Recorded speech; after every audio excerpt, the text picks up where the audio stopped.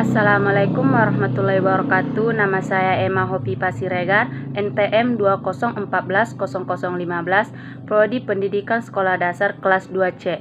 Di video kali ini saya akan menjelaskan makalah yang berjudul Pengembangan Pendekatan dan Metode Pembelajaran Pendidikan Kewarganegaraan. Nah, yang pertama yaitu pengertian pengembangan pendekatan pendidikan kewarganegaraan. Yang pertama, pengertian pembelajaran pendidikan kewarganegaraan. Pendidikan kewarganegaraan adalah wahana untuk mengembangkan dan melestarikan nilai luhur dan moral yang berakar pada budaya bangsa Indonesia, yang diharapkan dapat diwujudkan dalam bentuk perilaku dalam kehidupan sehari-hari siswa, baik sebagai individu, masyarakat, warga negara, dan makhluk ciptaan Tuhan Yang Maha Esa. Dalam pembelajaran PKN ini, kita bisa mengembangkan dan melestarikan nilai-nilai luhur serta norma-norma yang ada di negara Indonesia, yang menciptakan perilaku-perilaku di dalam kehidupan sehari-hari, yaitu perilaku-perilaku tersebut adalah perilaku yang memancarkan iman dan takwa terhadap Tuhan Yang Maha Esa dalam masyarakat yang terdiri dari berbagai golongan agama, perilaku yang bersifat kemanusiaan, yang adil dan beradab, perilaku yang mendukung persatuan bangsa Indonesia dalam masyarakat yang beraneka ragam dan beraneka ragam budaya dan kepentingan. Perilaku yang mendukung kerakyatan yang mengutamakan kepentingan perorangan dan golongan, sehingga perbedaan pemikiran, pendapat atau kepentingan di atas melalui musyawarah dan mufakat, serta perilaku yang mendukung upaya untuk mewujudkan keadilan sosial bagi seluruh rakyat Indonesia. Fungsinya adalah sebagai wahana untuk membentuk warga negara yang cerdas, peduli, terampil, berkarakter, yang setia kepada bangsa dan negara Indonesia, dengan merefleksikan dirinya dalam kebiasaan berpikir dan bertindak sesuai dengan amanat Pancasila dan Undang-Undang Dasar 1945. Nah, perilaku-perilaku tersebut yaitu perilaku yang sesuai dengan norma-norma dan aturan yang ada di negara Indonesia ini. Perilaku yang bermoral dan berkarakter serta berakal budi. Dan faktor-faktor yang memengaruhi pembelajaran PKN adalah yaitu sebagai berikut. Yang pertama, guru. Seorang guru yang profesional dituntut untuk mempunyai kemampuan tertentu, dan guru merupakan pribadi yang berkaitan erat dengan tindakannya di dalam kelas, cara berkomunikasi, berinteraksi dengan warga sekolah dan masyarakat pada umumnya. Nah, guru adalah seseorang yang akan mengajarkan dan membawakan pelajaran ataupun untuk menambah wawasan pada siswa. Membicarakan tentang guru yang baik, S. Nasution dalam Amin Sutio mengemukakan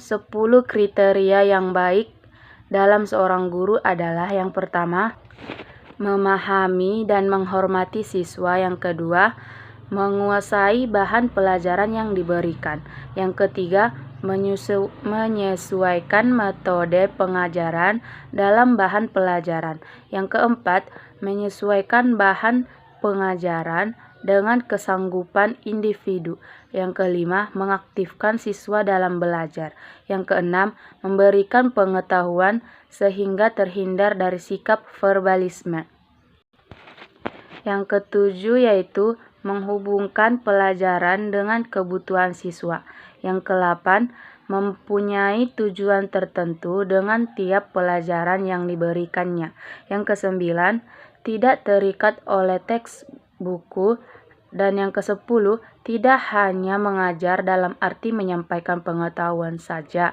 tetapi kepada siswa, melainkan senantiasa membentuk pribadi anak.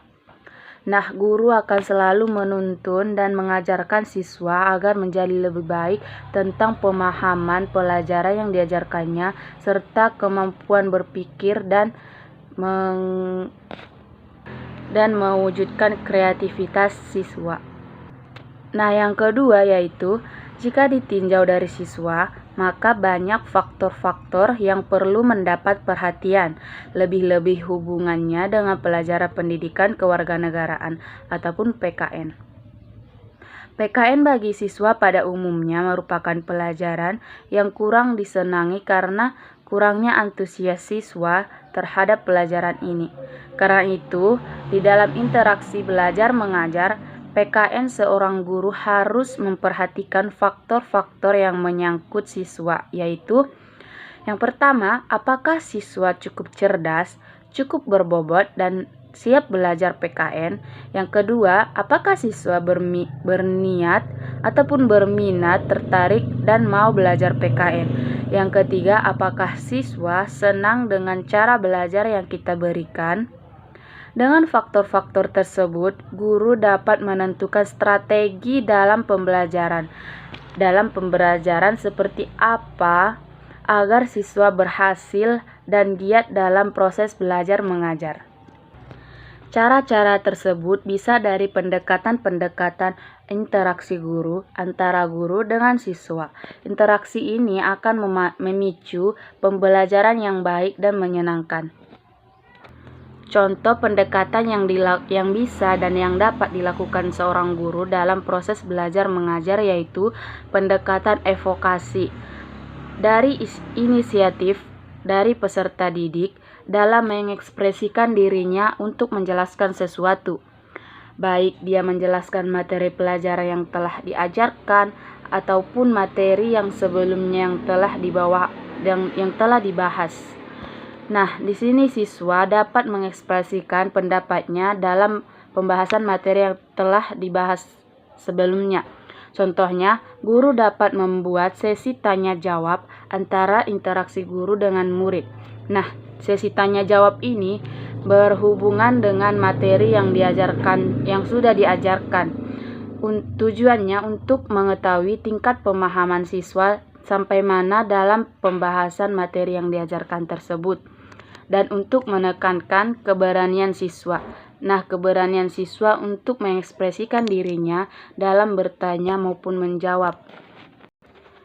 Yang ketiga yaitu sarana dan prasarana.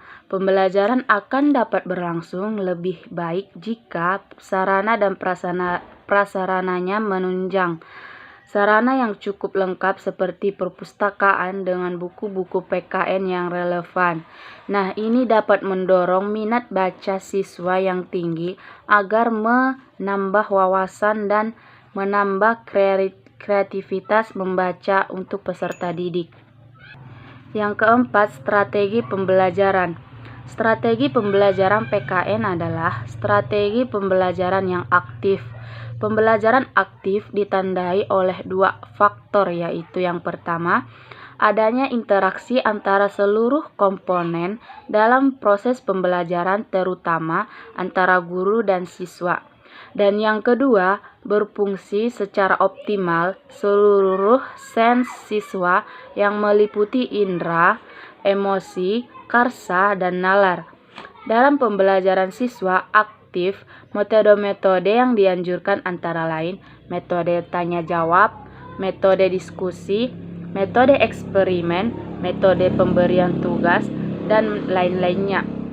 Pemilihan metode yang diterapkan tentu saja disesuaikan dengan mata pelajaran ataupun tujuan pembelajaran maupun sarana prasarana yang sudah tersedia. Nah, strategi pembelajaran ini mampu mewujudkan proses belajar mengajar yang aktif dan disukai siswa. Tujuannya agar siswa lebih aktif dalam proses pembelajaran yang berlangsung, di mana interaksi antara guru dan siswa saling membantu proses pelajaran yang lebih baik lagi. Dengan strategi pelajaran yang digunakan dengan metode yang guru bawakan, siswa akan lebih memahami materi yang telah diajarkan oleh guru. Berikutnya model pembelajaran PKN. Model pembelajaran adalah seluruh rangkaian penyajian materi yang meliputi segala aspek sebelum dan sesudah pembelajaran yang dilakukan guru, serta segala fasilitas yang terkait yang digunakan secara langsung atau tidak langsung dalam proses belajar mengajar. Arti lain dari model pembelajaran yaitu cara-cara atau teknik penyajian bahan pelajaran yang akan digunakan oleh guru pada saat menyajikan bahan pelajaran, baik secara individual, secara kelompok, maupun secara kelompok agar tercapainya tujuan pembelajaran yang telah ditetapkan. Seorang guru harus mengetahui metode dengan memiliki pengetahuan mengenai sifat berbagai metode, maka seorang guru akan lebih mudah menetapkan metode yang paling sesuai dengan situasi dan kondisi proses belajar mengajar. Penggunaan metode saat mengajar sangat diperlukan untuk dan bergantung dalam tujuan pembelajaran. Syarat-syarat yang harus diperhatikan seorang guru dalam penggunaan metode pembelajaran yaitu metode yang dipergunakan harus dapat membangkitkan motif, minat, dan gairah belajar siswa. Yang kedua, metode yang digunakan dapat merangsang keinginan siswa untuk belajar lebih aktif. Yang ketiga, metode yang digunakan harus dapat memberikan kesempatan bagi siswa untuk mewujudkan hasil karyanya. Yang keempat, metode yang digunakan harus dapat menjamin perkembangan kegiatan kepribadian siswa. Yang kelima, metode yang digunakan harus dapat mendidik murid dalam teknik belajar sendiri dan cara memperoleh pengetahuan melalui usaha kepribadiannya sendiri.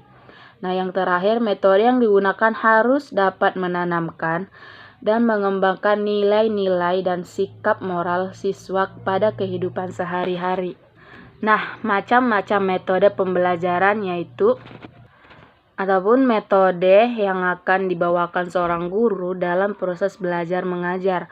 Metode ini adalah suatu cara agar mengajar atau penyajian materi melalui penuturan dan penerapan lisan oleh guru kepada siswa, agar siswa lebih efektif dalam proses belajar mengajar yang menggunakan metode ceramah ataupun metode-metode yang sudah dirancang oleh guru dalam proses pembelajarannya nanti. Nah, metode-metode tersebut yaitu yang pertama, metode ceramah.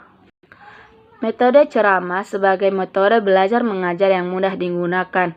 Nah, metode ceramah bergantung kepada kualitas personalitas guru, yaitu suara, gaya, bahasa, sikap, mimik, dan prosedur kelancaran pada guru. Nah, dalam metode ceramah ini, guru akan memberikan penjelasan langsung secara lisan di hadapan siswa. Yang kedua yaitu metode diskusi. Diskusi dapat diartikan sebagai pembicaraan dua orang atau lebih dalam membahas suatu masalah yang akan diuraikan dapat diselesaikan. Secara rinci, tujuan metode diskusi yaitu mengembangkan keterampilan bertanya, berkomunikasi, serta menyimpulkan pada diri siswa. Yang kedua, mengembangkan kemampuan pemecahan masalah. Yang seterusnya, meningkatkan keberhasilan siswa dalam mengemukakan pendapat. Metode tanya jawab yaitu mengemukakan beberapa pertanyaan yang diajukan guru kepada siswa tentang materi yang telah dibahas sebelumnya ataupun yang sedang berlangsung. Metode ini bertujuan untuk mengetahui tingkat pemahaman siswa akan materi yang dijelaskan. Berikutnya metode kelompok. Metode kelompok ini menuntut interaksi siswa dalam bekerja sama antara siswa yang lain. Nah, tujuan ini adalah untuk membahas masalah materi yang akan dirinci dalam satu pembahasan, yaitu adapun kerja kelompok ditandai dengan adanya tugas bersama, pembagian tugas dalam kelompok, dan adanya tugas antara anggota kelompok, dan penyelesaian tugas kelompok. Nah, metode-metode yang dilakukan ini bertujuan agar siswa lebih aktif dalam proses belajar mengajar.